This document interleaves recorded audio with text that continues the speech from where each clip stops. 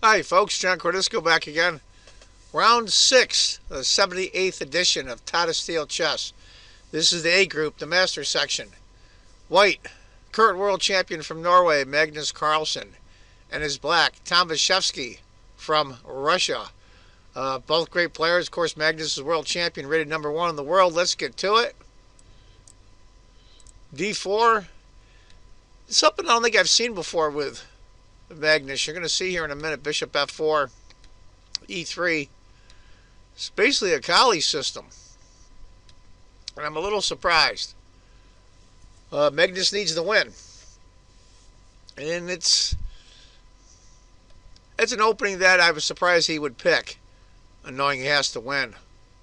C5, C3, Knight C6, Knight D5. Now, according to the computer, that's the last book move. It's okay. I think White's in good shape. It's basically an even game. That's what Magnus does. He just gets into a regular game and he just grinds you down. Let's see how he does in this game. Queen E2. The bishop. Rook comes over. They're just getting their pieces to better squares. Rook A to D1, typical stuff. Knight G6. Now, interesting, he takes the knight. Now, I probably would take the bishop on D6. He still can. But to give up his bishop like that, especially his quote-unquote good bishop, but he's Magnus Carlsen, who am I to second-guess him? Pawn takes, and then he trades the bishops and then the queen. So, is it going to matter? It's two knights against a knight and a bishop? Well, it is Carlsen. Knight E5. That's a good spot for that knight. There's no dark squared bishop to chase him off. The only one that can challenge that knight is the other knight. G5. Interesting move here. Very interesting. F4. I was really surprised when I saw that. Pawn takes. Now he goes Rook F1. He just wanted to open up the file. Computer likes pawn takes E3. But knight to D7 is the second choice, chasing that knight off. But now he goes Queen H5. Interesting, interesting. Now, of course, black can't take the pawn. Knight F6, hitting the queen. Give you an idea. If C takes, knight takes, queen takes, pawn. This is an alternative scenario from the computer. Rook takes, queen B5. But it went knight to F6 instead. Queen to H4.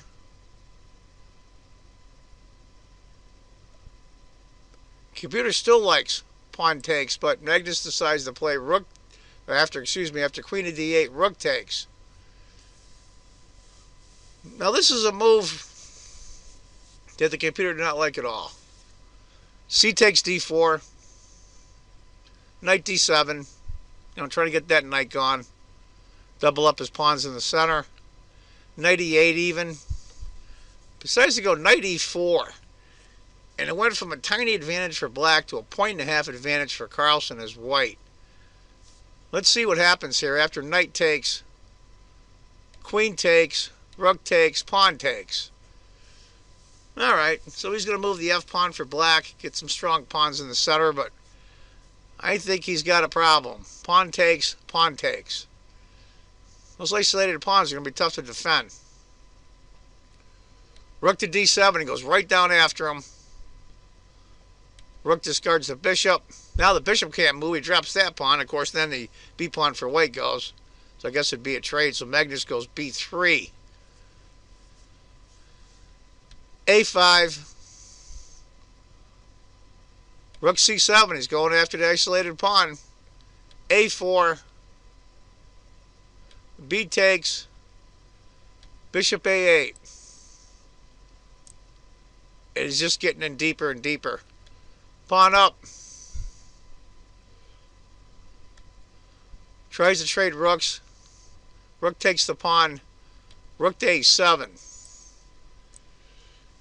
It's just getting worse and worse. Knight to c4. And it's a 2-point advantage. I think it's playable. It's going to be very tough. But Tomashevsky resigns here. And I'm a little surprised. Give you an idea, a computer likes rook to d8 and then king to f2. He just didn't want to play on.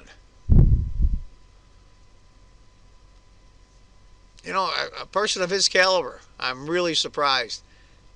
Anyway, folks, that's a short and sweet game from round 6 of the 78th edition of Tata Steel Chess, the Masters section. So Magnus wins again against Tomashevsky, of all people. In fact, I saw an interview with Tomashevsky, and he said as a little boy, he dreamed of playing at Vikings A. I'm surprised he didn't put up more of a fight. Anyway, folks, look for more games from this great tournament, one of my favorites.